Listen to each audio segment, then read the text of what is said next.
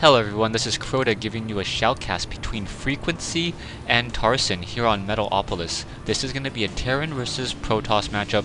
We have the Terran player spawning as blue over here at the 3 o'clock position. Meanwhile, we have Frequency spawning as the red Protoss over here at the 8 o'clock position.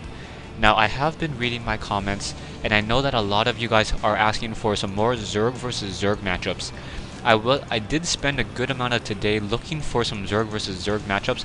However, I could not find any that were part of the patch 9, patch 10 release. And because I'm sure you guys want to see more of the most recent strategies and the most recent metagame, you don't want to just watch games that are 2-3 weeks old. So that's why I decided to try to pull some of these games. Just be aware, I will be looking for those Terran versus Protoss matchups, or sorry, those Zerg versus Zerg matchups for you guys out there. Anyways, we're going to have Frequency come across to the 12 o'clock position, and both players doing a little bit of scouting, both players finding out that they are not, in fact, in the center of the... There's not going to be a little bit more, it was going to be more of a cross spawn. Terran player did not go for an early barracks and no early Reaper harassment, looking to go for perhaps a 12 supply or 12 barracks in order to get an economic advantage. Tarson now dropping down this barracks over here when it says 13 in the top right hand corner. So his units will be just a little bit late. Frequency, however, and also doing a little bit of late in terms of getting that gateway. Instead of going for an 11 gateway, going for also a 13 gateway as well.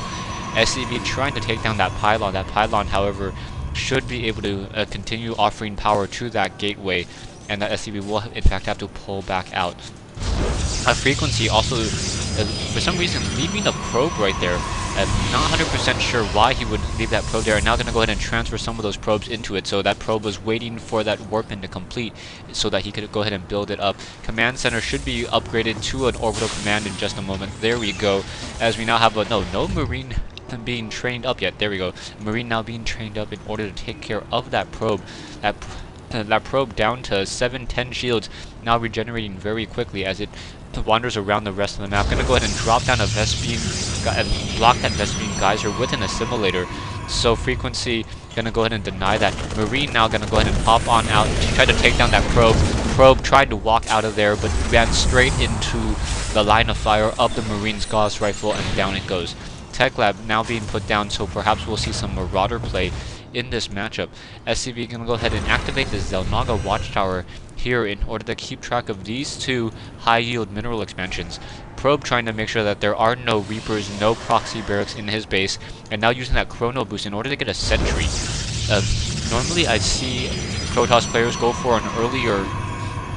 not for an earlier sentry, but usually for an earlier stalker, just in case that there is in fact going to be Reapers. However, he did in fact see that the Tech Lab was a little bit delayed, so perhaps he thought that he could get away with this. Single Marine now trying to take down this 900 hit point assimilator. Just one of the ways that Protoss's buildings are a little bit more strong compared to a Terran or even the Zerg buildings.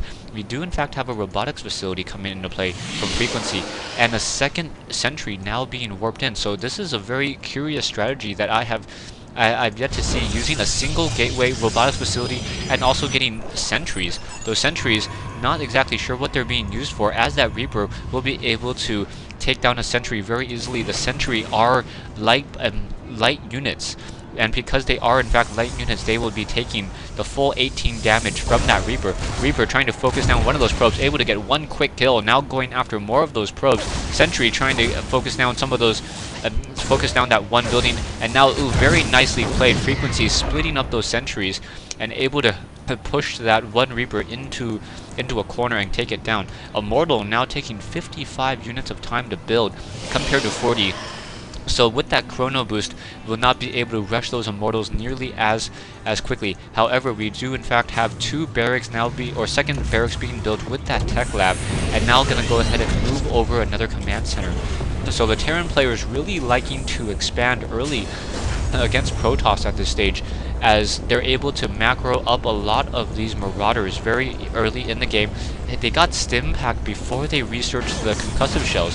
A little surprising, considering that the concussive shells is really what makes those Marauders so strong, and the concussive shells only cost 50 minerals and 50 gas. and 60 units of time. So at any time that Tarson tries to start researching that upgrade, he should be able to start pumping out those units fairly early.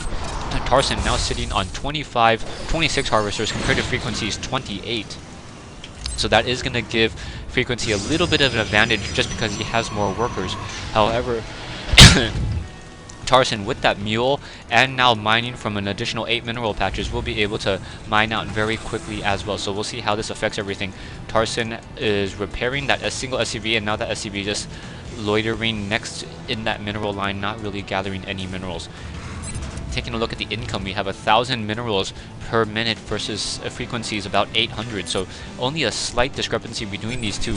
Zealot now chasing down this SCV pulling away. That Marauder, was that Zealot gonna run headlong? No, not running headlong into an army of Marauders and Marines, and able to just hold the ground. However, sentries and an Immortal quickly coming in order to do a little bit of fighting here. There's a force field on this low ground, so very nicely done. That Immortal, however, was taken down. The 2 sentries, the other expensive cargo was in fact able to be pulled away, but Frequency getting a lot of kills on that.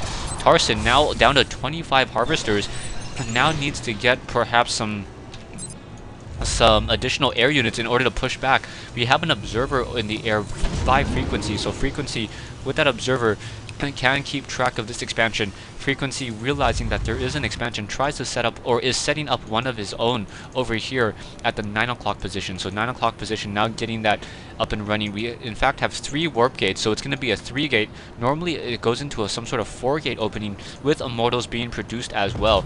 We have the warp prism continuing, or picking up another Immortal, and we'll see how that is going, how he's going to drop this, dropping it next to the Ghost Academy. That Ghost Academy is going to take a lot of damage. Marauders now coming in, trying to focus down. Oh, quickly getting picked up. SCV going to move over in order to try to start repairing that Ghost Academy, and perhaps he's going to start arming that nuclear silo now that his factory is up and running. So even though you have a Ghost Academy, it does not necessarily mean you can produce and nukes until you get that factory. That's one of the requirements. In comes this Immortal now trying to very nice force field pushing in, and that Immortal able to pull back once again. A large army now coming in from Frequency, so Frequency doing a little bit of a 2-pronged attack, trying to take down that Ghost Academy. At the same time, Marauder now coming in, and those nice use of that Guardian Shield now being used. Force field now coming in, and now quickly taking down that one bunker. Immortal has been taken down, so the SCVs continue to press around, and now this the sentries were taken down, it looks like, by a couple of those Marauders. So a warp prism in the air trying to offer some additional, trying to drop his precious cargo in order to perhaps take down this Ghost Academy. Ghost Academy getting the Mobius reactor, which I believe increases the starting energy of a Ghost by 25, enabling the Ghost to be able to train and then immediately cast an EMP shockwave. Sentries now being warped back in. Frequency sitting on 43 harvesters compared to Tarson's 34. However, because of the double orbital commands, he is able to mine out a little bit more quickly. That warp prism continuing to drop around. Marauders now moving back over, and now in comes this Viking doing a very nice hit and run attack. That warp prism down to 28 hit points, and down it goes, but able to drop off that Immortal before it gets taken down. Immortals and Zealots once again on the move, trying to get regrouped army-wise. Both players, or Frequency sitting on a 1300 versus Tarson's 2050.